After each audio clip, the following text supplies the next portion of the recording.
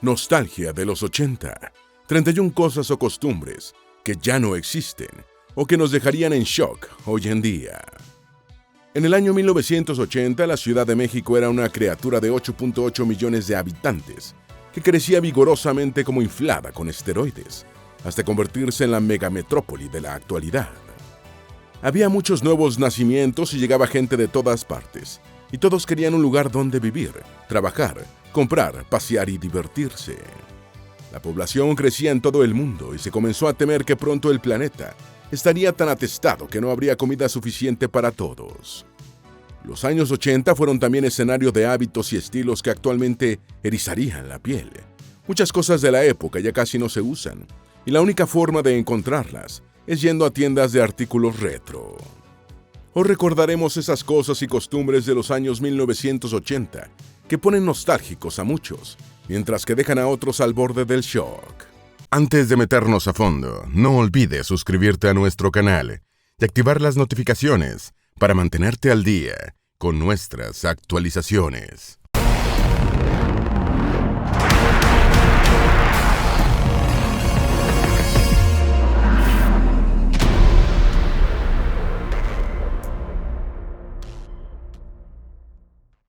Número 1. ¿Cómo era la vida cotidiana en Ciudad de México en la década de 1980? Durante los años 1980, México tuvo 3 presidentes diferentes, pero todos del PRI. La década comenzó con José López Portillo y sus discursos exagerados. Siguió con Miguel de la Madrid y su cuestionable desempeño durante el dramático terremoto de 1985. Y finalizó con Carlos Salinas de Gortari y su nueva política económica que trajo unos novedosos pesos. Aparatosas construcciones, decenas de novedosas unidades habitacionales y varias nuevas líneas del metro marcaron los 80 mexicanos. Timbiriche y José José sonaban a cada momento en las emisoras, mientras que los jóvenes vestían chamarras con hombreras, pantalones fosforescentes y todavía podían fumar en las discotecas. Los más afortunados pudieron ir al Estadio Azteca a ver a Maradona marcar el gol del siglo y la mano de Dios en la Copa Mundial de Fútbol México 1986. Número 2. El terremoto de 1985 en Ciudad de México. México ha tenido el infortunio de padecer 2 grandes tragedias antes de sus máximas citas internacionales. En 1968, el 2 de octubre, 10 días antes de la inauguración de los Juegos Olímpicos en México de 1968, los primeros disputados en un país latinoamericano, se produjo la matanza de Tlatelolco. En 1985, México se preparaba para su segunda Copa Mundial de Fútbol al año siguiente, después de la primera celebrada en 1970, todavía con Tlatelolco a flor de piel, cuando el 19 de septiembre la capital fue devastada por el peor terremoto de su historia. La tragedia, que dejó más de 20,000 muertos y centenares de inmuebles colapsados por toda la ciudad, unió al pueblo mexicano en una sola fuerza, organizándose como nunca lo había hecho para enfrentar la catástrofe ante la inacción del gobierno. Número 3. ¿Cómo era la moda en la Ciudad de México en los años 1980? La moda en la capital de México en la década de 1980 era de diseños rompedores, colores intensos y metalizados, como azul y fucsia, guantes largos, botas de caña alta, por encima de las rodillas, y abundante cuero negro. Fueron unos años de dominio de los colores fuertes, los peinados de alto volumen con el pelo rizado y grandes piezas de bisutería. Las chicas lucían minifaldas de diferentes tonos y cortes, entalladas o sueltas, un poco por encima de la rodilla y combinadas con todo tipo de zapatos, incluyendo los tacones no demasiado altos. Los pantalones con estribo, a menudo de tejidos elásticos, producían la ilusión de unas piernas más largas. Las sombreras alargaban los hombros y favorecían looks con mucho estilo. Los leggings servían para vestir de manera casual y para hacer ejercicios. Número 4. El Mundial México 1986. La Copa Mundial de México de 1986 fue la cita ecuménica del fútbol que sobrevivió a la adversidad, ya que la FIFA consideró su traslado a otro país sede después del terrible terremoto de septiembre de 1985. El Campeonato Mundial de 1986 había sido otorgado a Colombia, pero el país sudamericano tuvo que renunciar a organizarlo ante la violencia que vivía entonces. México asumió el compromiso de montar la máxima cita del balompié mundial, con solo 3 años para prepararla, y la tragedia sísmica casi se llevó por delante el proyecto. El torneo pudo finalmente inaugurarse el 31 de mayo de 1986 en la Ciudad de México, donde finalizó también el 29 de junio con la inolvidable victoria de la Argentina de Diego Armando Maradona ante la República Federal de Alemania. Número 5. Buscando números de teléfono en la guía telefónica. La primera guía telefónica de la historia fue publicada en New Haven, Connecticut, Estados Unidos, el 21 de febrero de 1878, y era de una sola hoja, con 50 números telefónicos de particulares, oficinas y empresas. Fue editada 3 semanas después de que entrara en servicio la primera central telefónica del mundo, establecida por Alexander Graham Bell. Con el tiempo se convirtieron en unos pesados mamotretos, con el directorio telefónico ordenado alfabéticamente por los apellidos de los abonados. Si buscabas en Ciudad de México el teléfono de José García o de Guadalupe Hernández, podías tener problemas.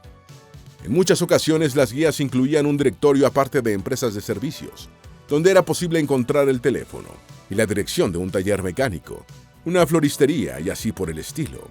Internet liquidó las guías telefónicas, como muchas otras cosas de los años 1980 y anteriores. Número 6. Teléfonos públicos de monedas. A finales de la década de 1880, el estadounidense William Gray estaba angustiado en la fábrica en la que trabajaba al no poder saber nada de su esposa enferma. Inventó el primer teléfono público de monedas. Patentó su invento el 13 de agosto de 1889. Instaló su primer teléfono en un banco de Hartford, Connecticut. Hizo fortuna con su invención a través de su exitosa compañía Gray Telephone, Pay Station Company, que se convirtió en una de las principales empleadoras de la capital de Connecticut. Muchos nostálgicos de los años 1980 todavía evocan cuando iban al teléfono público, con los bolsillos a reventar por la cantidad de monedas, dispuestos a hacer una larga llamada a la chica que cortejaban, para irritación de los que estaban en la fila de espera. Los teléfonos públicos de monedas subsisten en zonas aisladas, de pobre cobertura móvil. Número 7. Las camas de agua. La primera cama de agua de la que se tenga noticia fue inventada en el siglo XIX por el médico e inventor escocés Neil Arnott, con fines terapéuticos. Dado que el líquido se acomoda a la forma del cuerpo, estos colchones alivian la presión sobre la columna, las articulaciones y los músculos. También se afirma que favorecen la circulación de la sangre y su superficie de vinilo es fácilmente lavable. Algunos incorporan un calentador de agua, lo que hace más cálida y placentera la experiencia de estar tirado en uno de estos colchones. Las camas de agua causaron furor en la década de 1980 y los mexicanos se sumaron a la moda de manera entusiasta. En Estados Unidos, el 20% de las familias llegó a tener un colchón de agua.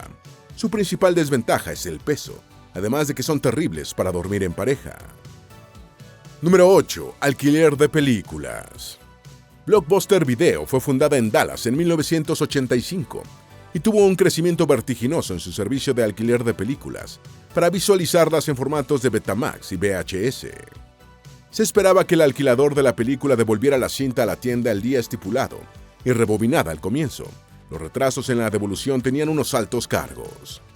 Blockbuster llegó a tener más de 9,000 tiendas en países de todo el mundo, absorbiendo una cuarta parte de los videoclubes a nivel mundial. Y todavía en 1994, cuando la compró Viacom, fue valorada en $7,700 millones. Tras una larga agonía, se declaró en bancarrota en 2010, con una deuda de $1,000 millones. El alquiler de películas sufrió un rudo golpe con la difusión de Internet y las plataformas de streaming. Queda una sola tienda Blockbuster en el mundo, en Bend, Oregon, para los fanáticos retro. Número 9. Fumar en espacios cerrados. En los años 1980 se podía fumar en casi cualquier parte, incluyendo oficinas, restaurantes cerrados, discotecas, aviones y muchísimos otros lugares. Fue en 1964 cuando Luther Terry, director general de Salud Pública de Estados Unidos, dijo a los estadounidenses que fumar producía cáncer y trastornos cardíacos y mataba, para cólera de la poderosa industria tabacalera y sus lobistas. Sin embargo, todavía faltaban varias décadas para que la legislación comenzara a establecer los espacios libres de humo, de cigarrillos y tabacos. Las aerolíneas empezaron tímidamente, estableciendo un área para fumadores en los asientos traseros de los aviones, hasta que se generalizó la prohibición de fumar en toda la cabina. En México, la primera legislación antitabaco fue la Ley de Protección a la Salud de los No Fumadores, promulgada en el año 2004. Número 10. El apogeo de los centros comerciales. El primer centro comercial del que se tenga noticia fue el mercado de Trajano, construido entre los años 107 y 110 de la Era Común, en la vía del Foro Imperial de Roma. Tenía 6 niveles y los primeros 3 estaban destinados a los puestos de venta de aceites, especias, vinos, frutos del mar, carnes, hortalizas, verduras y otros artículos. Los niveles superiores albergaban oficinas y una biblioteca. En la Edad Moderna, el primer espacio parecido a un centro comercial es el Al-Hamidiyah, en el antiguo zoco de Damasco, que todavía se conserva en la capital de Siria. El siglo XX marcó el apogeo de los centros comerciales, pero muchos han cerrado desde que Amazon masificó las compras en línea y la crisis mundial de salud recluyó a la gente en sus hogares. En Estados Unidos quedan menos de 1000. Número 11. Los mapas de papel. Al parecer, todos los pueblos primitivos tuvieron cierta forma de cartografía rudimentaria, expresada muchas veces de manera efímera, simples trazos perecederos en arena, tierra húmeda u otros elementos. Los mapas más antiguos que se conocen son unas tablillas babilónicas de hace unos 5000 años. Sin embargo, los primeros mapas con fundamento científico fueron elaborados en Grecia y se basaban en tratar de reproducir con fidelidad informaciones aportadas por diversos viajeros. En los años 1980 abundaban estas representaciones gráficas de papel y algunos cursos de lectura de mapas incluían la forma correcta de doblarlos, a objeto de reducirlos a una extensión manejable para guardarlos. Muchos ingenieros y arquitectos que ejercían durante los años 1980 y anteriores recordarán cómo unos cuantos neófitos luchaban para saber cuál era el siguiente giro que debían darle al mapa para doblarlo correctamente. Número 12. Los buscapersonas. El sonido característico de los víperes o buscapersonas ya casi no se deja escuchar, pero en los años 1980, con la telefonía celular todavía en pañales, era de lo más habitual. Continúan utilizándose en el sector médico, especialmente en ocasiones catastróficas, pero para el público en general es como si fuera una especie casi extinta, e incluso sus pocos usuarios los están eliminando lentamente. Si bien fueron desarrollados en la década de 1950, los buscapersonas florecieron en los años 1980, especialmente como una primitiva manera de recibir y enviar mensajes.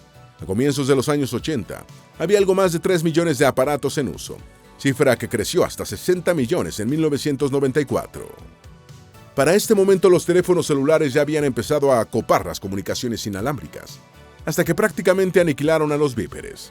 A principios del corriente siglo, ya casi eran piezas de museo. Número 13. Discovery Zone. Aunque Discovery Zone o zona de descubrimiento causó furor en los años 1990, fue fundada en Kansas City, Missouri, Estados Unidos, en 1989. Esta cadena de centros de entretenimiento para niños pequeños ofrecía juegos, laberintos, toboganes, piscinas de pelotas, estructuras para escalar y otras atracciones. En 1993 salió a cotización pública en la bolsa Nasdaq y recaudó $55 millones en su oferta inicial, con sus acciones experimentando una subida de 61% el primer día.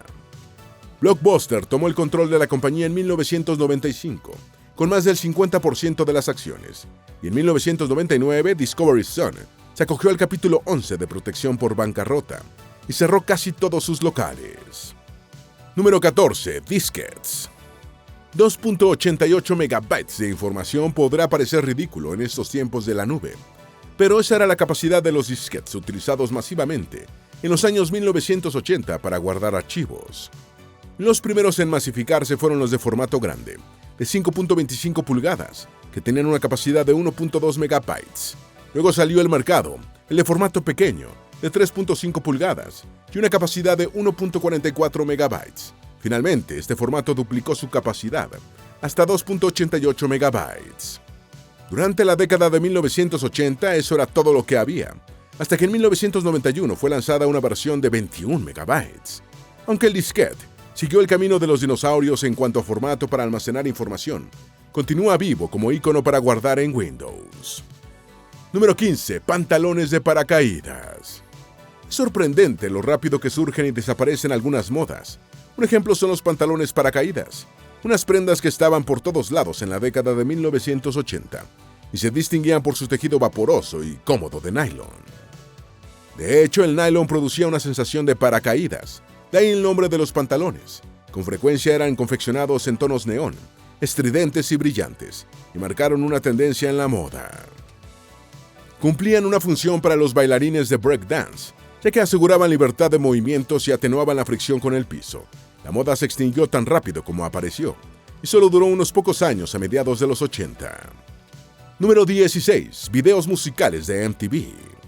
El canal de suscripción Music Television o MTV fue establecido por Warner Amex Satellite Entertainment en 1981, y los adultos lo recuerdan como un medio cuyo contenido esencial era música, aunque posteriormente empezó a emitir series y espacios de telerrealidad.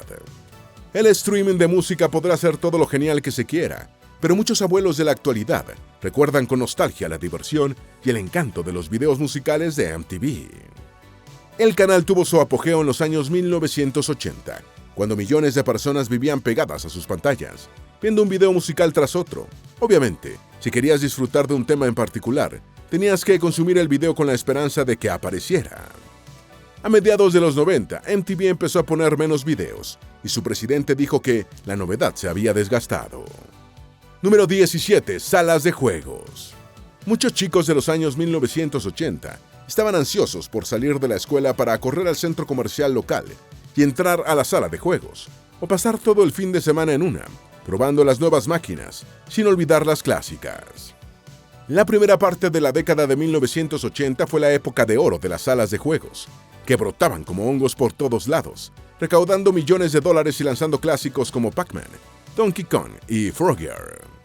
Su popularidad se mantuvo hasta comienzos de los años 1990, especialmente con juegos en 3D y los disparos con pistolas de luz. La decadencia de las salas de juegos se produjo hacia 1998, cuando las consolas domésticas se hicieron lo bastante buenas como para superarlas en popularidad y ventas. Número 18. Cámaras de película. Hoy en día puedes ir al Zócalo de Ciudad de México, a la Torre Eiffel o a las Cataratas del Niágara y hacerte 20 selfies, porque las primeras 19 no te dejaron satisfecho. Eso no era posible en los años 1980. En la década de 1980 comprabas un rollo de película, lo instalabas en tu cámara fotográfica, tomabas el número de fotos permitidas por el rollo, esperando que tu falta de habilidad como fotógrafo no arruinara el trabajo. Corrías a la farmacia o al centro de revelado, dejabas el rollo para que lo revelaran, y tras algunos días, al fin tenías tus fotos. Si la persona fotografiada había puesto una mueca o cerrado los ojos al momento de la foto, no había nada que hacer. Las cámaras digitales reemplazaron casi totalmente a las antiguas, que se han quedado solo con un nicho de puristas. Número 19. El Walkman. El primer reproductor de cassette personal fue el Stereo Belt, patentado en Alemania Occidental por el brasileño Andreas Pavel en 1977. Pavel intentó, sin éxito, comercializar su diseño de cinturón. En 1979, Akio Morita, Masaru Ibuka y Kozo Oshon crearon un reproductor personal para Sony, que recibió la denominación comercial de Walkman y se hizo tan popular que su nombre fue adoptado de manera genérica por el público para este tipo de dispositivo, independientemente de su fabricante y marca. El Walkman convirtió los auriculares en monedas corrientes y se le atribuye buena parte de la responsabilidad por el auge del aeróbic, el footing y las caminatas a principios de la década de 1980. El Walkman consiguió que el cassette superara al vinilo en ventas y fue la manera dominante de escuchar música hasta la irrupción del CD a comienzos de la década de 1990. Número 20. Cabello voluminoso. Al echar la vista atrás, los años 1980 fueron sin duda la década en la que estuvo más de moda el cabello voluminoso. Es verdad que en los años 1960 y 70 las mujeres llevaban peinados voluminosos y muchas lucían grandes afros, pero esta tendencia nunca dejó de estar restringida al mundo de la contracultura. En cambio, parece que en los años 1980 casi todo el mundo se hubiera puesto de acuerdo para aumentar el volumen de la cabellera, a menudo pintada. Los productos de peluquería, que eran casi tan fuertes como los pegamentos industriales, desaparecieron de las estanterías, porque la moda era un volumen de pelo que desafiaba la gravedad, tendencia que se mantuvo durante toda la década de los 80. Número 21. Hombreras en la ropa. La década de 1980 fue un periodo marcado por ciertas tendencias de moda extremas, que ahora parecen anticuadas o divertidas vistas benévolamente. Una de ellas era la de las hombreras cosidas a la ropa, y durante la segunda mitad de los años 1980 resultaba casi imposible conseguir una chaqueta que no tuviera estos componentes incorporados. Mucha gente se sentía feliz con que la parte superior de su cuerpo pareciera más amplia y algo triangular, con excepción de las personas anchas de espaldas, que no tenían interés en aumentar artificialmente su complexión y rechazaban la novedad. Todavía mucha gente se sorprende al pensar en lo populares que fueron las sombreras. Número 22. Venta de música por correo.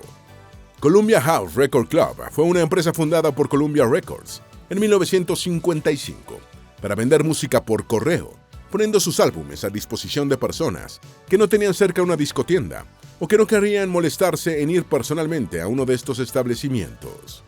Los que se asociaban al club recibían al principio un trato fabuloso, del tipo 10 discos por $1, pero después de que estaban enganchados tenían que comprar la música de moda, a precios incluso superiores a los de las tiendas físicas. El modelo alcanzó su apogeo en los años 70 y 80, aunque tuvo una sorprendente longevidad, ya que solo fue en 2015 cuando Columbia Records puso en venta su negocio de club de venta de discos por correo, mediante una subasta de quiebra. Número 23. Las ilustraciones de Nagel. Patrick Nagel fue un artista estadounidense del siglo XX, especializado en ilustraciones populares impresas y serigrafiadas. Sus obras se enfocan predominantemente en la figura femenina, como una derivación del Art Deco. El icónico estilo pictórico del artista estuvo fuertemente asociado a la década de 1980, cuando sus creaciones y miles de imitaciones estaban por todas partes, desde paredes de pisos de solteros hasta portadas de discos. Nagel hizo varias ilustraciones para la revista Playboy, diseñó la portada de Rio, el segundo álbum de estudio de la banda británica Duran Duran, puesta en venta en 1982. Patrick Nagel murió de un infarto en 1984, a los 38 años, en Santa Mónica, California. Número 24. Manjar blanco. El manjar blanco es una crema dulce a base de leche y almidón, aromatizada con canela y cáscara de limón, que se toma como postre. Su consumo es muy antiguo y la receta ya aparece en libros de cocina europeos del siglo II a.C., aunque con diferentes nombres. Cervantes pone a comer manjar blanco a Don Quijote y a Sancho Panza a su paso por Barcelona, en casa de Antonio Moreno. El postre también aparece en el entremés cervantino, la Cueva de Salamanca.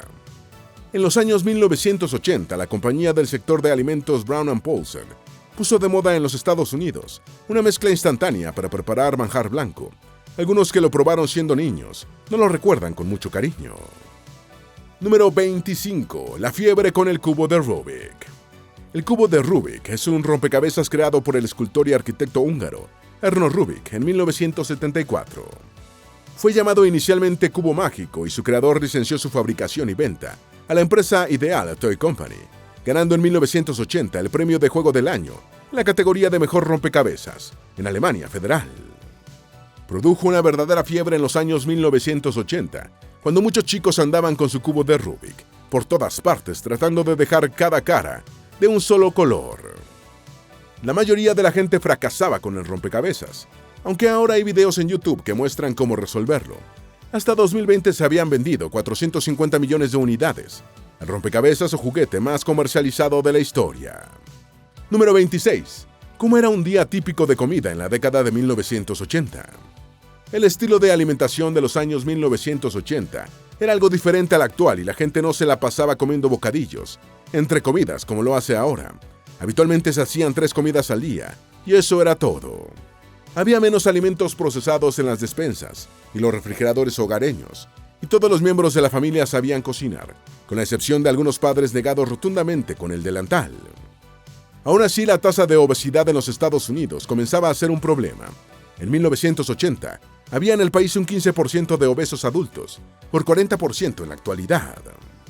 Número 27. Cangurera. La cangurera, riñonera, koala o banano es un pequeño bolso acompañado con un cinturón, que permite ajustarlo a la cintura o colgarlo del cuello. Otzi fue encontrado con un cinturón con bolsa, parecido a una cangurera, que usaba hace más de 5.000 años. Otzi es la momia de un hombre que murió hacia el año 3255 a.C., descubierta en los Alpes italianos en 1991. La cangurera moderna alcanzó gran popularidad desde finales de los años 1980 hasta mediados de la década de 1990. En la actualidad se le considera pasada de moda, y asociada básicamente al estereotipo del turista por su facilidad para guardar cosas separadas en sus varios compartimientos. Hoy en día suelen llevarla a ciclistas, excursionistas y vendedores ambulantes. Número 28. Calentadores de piernas. Los calentadores de piernas son una especie de medias de lana sin la parte del pie, utilizadas habitualmente por los bailarines para calentar las extremidades inferiores durante los ensayos de baile. En 1979, Jane Fonda las puso sobre el tapete al usarlas en una sesión de fotos para la revista Vogue, y se popularizaron entre el público en los años 1980, tras la emisión del serial de televisión Fama y el estreno de la película Flashdance. En la película estrenada en 1983 y ganadora del Oscar a la mejor música original, la actriz Jennifer Beals interpreta a la bailarina Alex Owens, que usa calentadores de piernas, lo que popularizó el artículo como prenda de calle.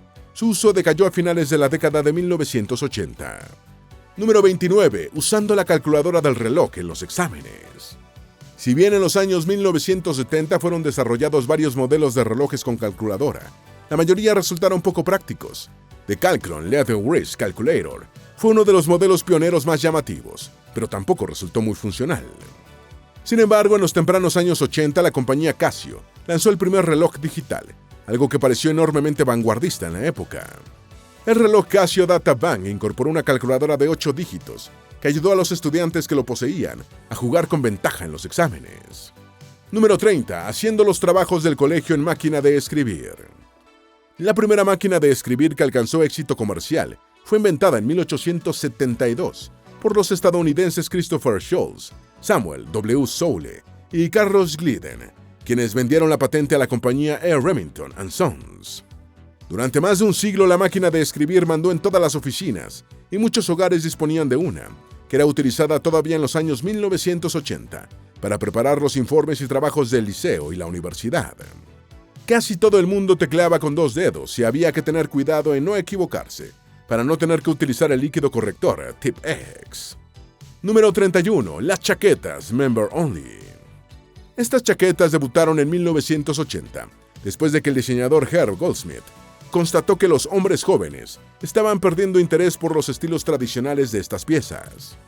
Comenzaron a $55 por unidad, unos 200 en la actualidad, por lo que solo estaban al alcance de las personas con buen poder adquisitivo. Las celebridades la usaban y tras más o menos una década de éxito, empezaron a perder interés. Esperamos que este video te haya sido útil. Si tienes algo que agregar, por favor, compártelo con nosotros en la sección de comentarios. Dale me gusta a este video y envíale el enlace a tus familiares y a tus mejores amigos, para que también sepan más sobre las 31 cosas o costumbres de los años 80 que ya no existen o que nos dejarían en shock hoy en día.